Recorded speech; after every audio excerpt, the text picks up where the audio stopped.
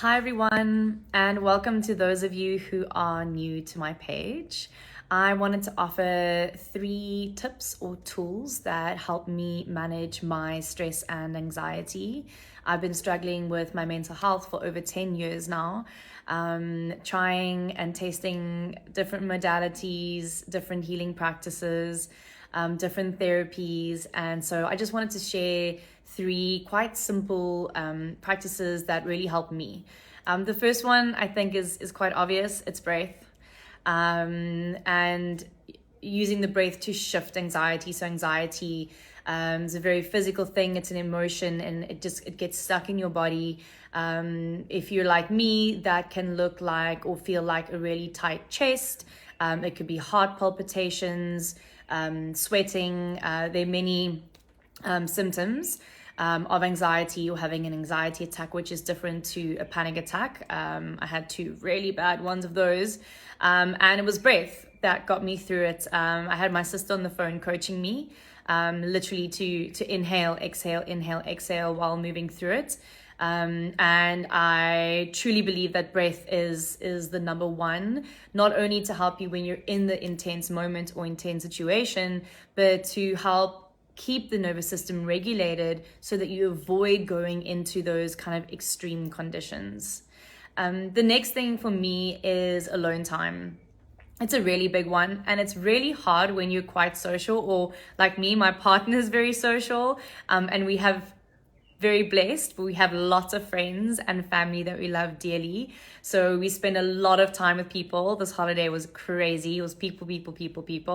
And so for me, it's taking, even if it's that one day, even if it's in the middle of the holiday, tell your friends and family, I'm checking out for a little while. I need to be alone. It is, for me, it's like it's so crucial to my mental health to have alone time. It's obviously I don't have kids yet, or I've got the time in place to have that, which I'm very lucky to do or have. But really creating that time, whether it's your shower time or your bath time, whether it's before you go to bed or waking up that little extra 10 or 15 minutes earlier, but also trying to find that time during the day. And if you can, trying to find an entire day somewhere, maybe an entire weekend where you can be alone.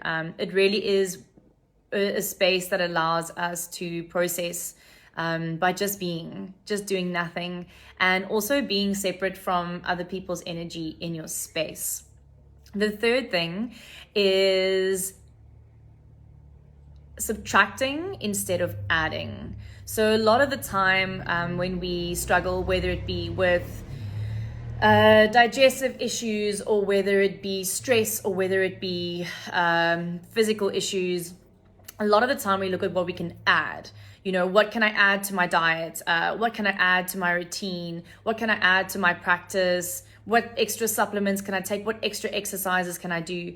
And a lot of the time, because you're still doing the root cause hasn't been looked at, whatever's causing the dis-ease or discomfort within your life, within your body, within your mind is still there, but you're just kind of adding like the icing on top, but you're not really looking at what's going on. I prefer that before I start adding in a million kind of healthy habits. I mean, you see all these videos where it's like,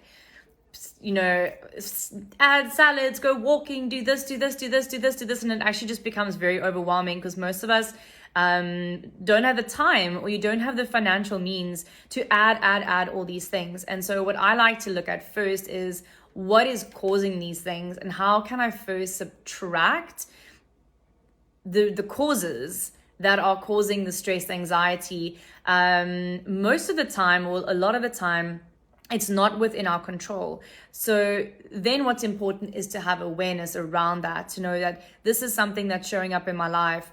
I know that it's causing me stress and anxiety. I can't do much about that, but how can I support myself in getting through this, moving through this?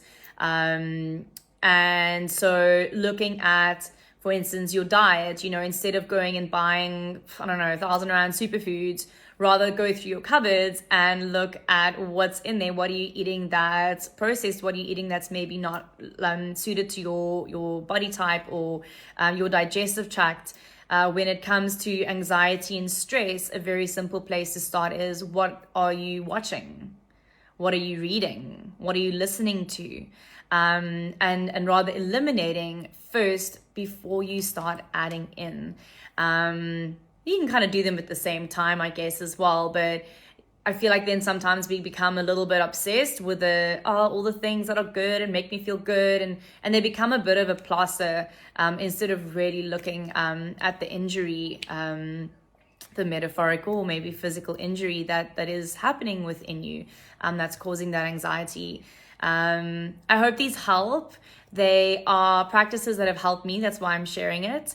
And please remember that this is individual to every person. We are all so unique. You just look at your fingerprints, your DNA.